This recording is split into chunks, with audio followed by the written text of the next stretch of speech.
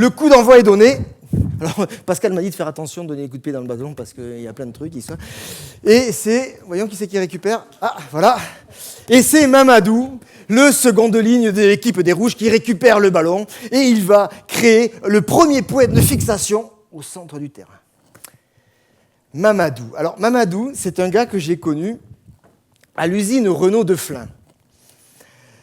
Il était ouvrier spécialisé chez Renault.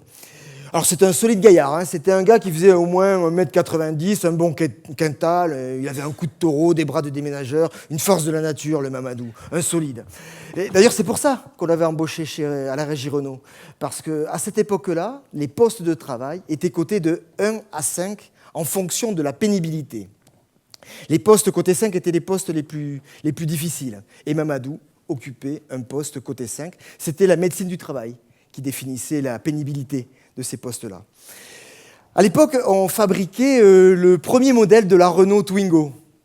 À l'époque, on ne parlait même pas de la Renault Twingo, il n'y avait même pas le nom commercial. Ça s'appelait le projet X57.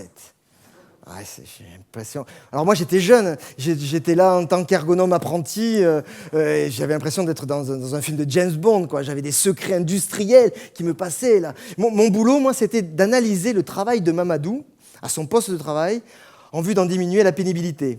Et je faisais mes études à cette époque-là, à Paris, au Conservatoire national des arts et métiers.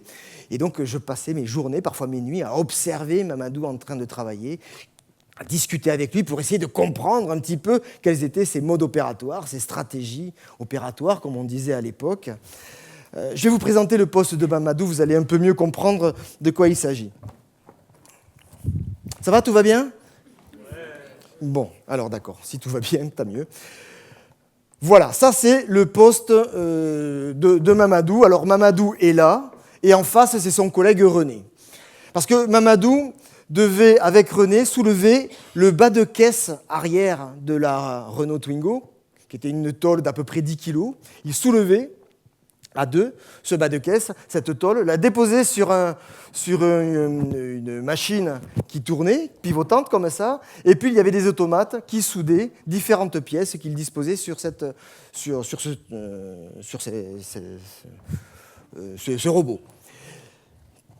Toute la journée à faire ça, pendant 8 heures, un temps de cycle d'à peu près 15 secondes, un travail complètement débile, hein, a priori.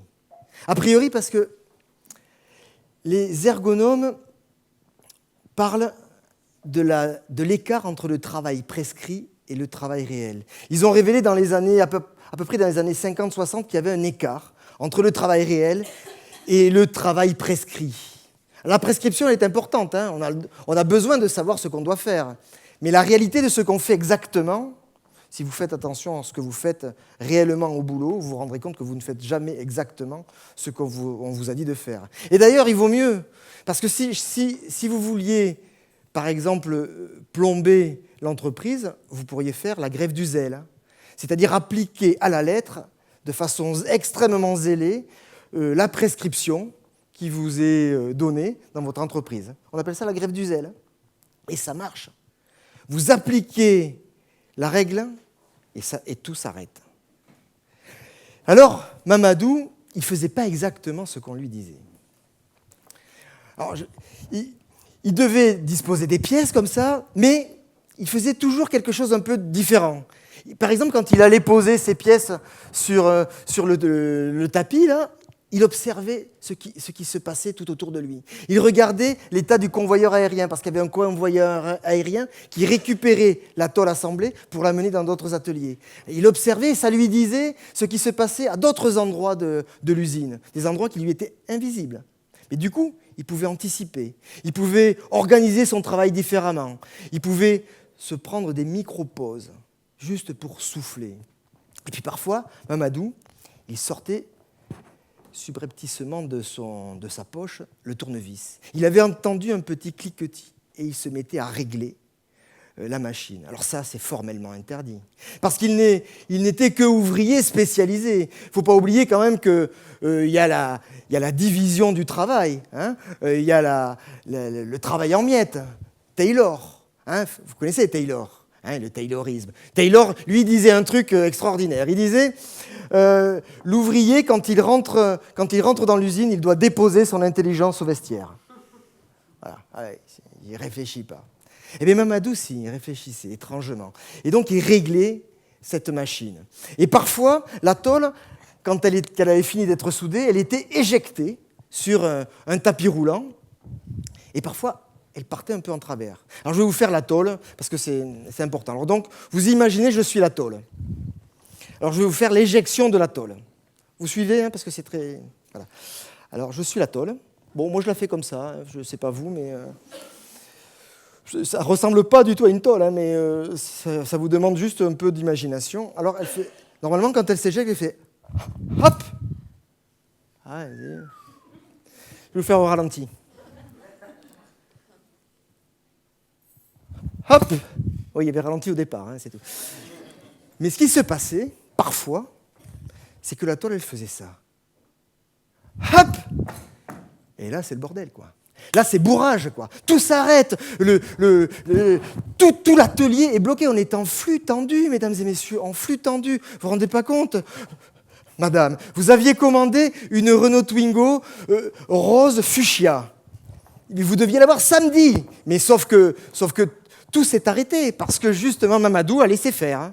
Il a fait la grève du zèle. C'est pas marqué qu'il doit... Et oui, tout s'arrête. Alors qu'est-ce qu'il faisait Mamadou? On ne lui demandait pas. Quand la tôle faisait ça, lui il faisait pof, il l'a redressé. Mais je vous l'ai dit, le rugby c'est un peu tactile aussi. Bon. Puis le troisième ligne, quand on veut qu'il parte comme ça, on lui donne une tape sur le cul et puis il part avec le ballon et bon, je m'écarte un peu du sujet. Donc il faisait ça, il faisait appel à son intelligence, Mamadou. Mais les ingénieurs n'aiment pas trop ça, quoi.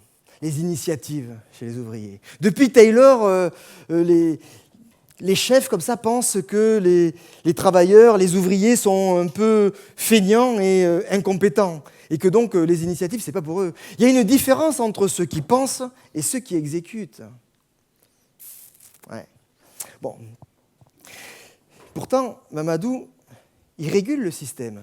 Tous ces petits gestes non prévus, il régule à chaque fois le système.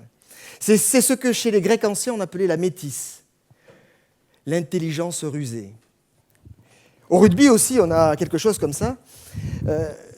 Pierre Villepreux, certains connaissent Pierre Villepreux, c'était un ancien entraîneur de l'équipe de France, un ancien joueur de l'équipe de France aussi, arrière, numéro 15, Pierre Villepreux. Lui, il parle d'intelligence situationnelle au rugby. C'est la capacité, c'est le French flair. C'est la capacité à improviser, à se placer à un endroit pas prévu par son poste. Il y avait un joueur emblématique du Stade Toulousain d'ailleurs, qui était Christian Califano dans les années 90-2000. Il était pilier, normalement c'est un gros, le pilier c'est un peu ça. Et là, lui ce pilier-là, il se retrouvait toujours à l'aile, on ne sait pas pourquoi, et il récupérait des ballons et il marquait des essais. Cette intelligence situationnelle, c'est la métisse chez les Grecs, cette intelligence rusée que Mamadou mettait en œuvre.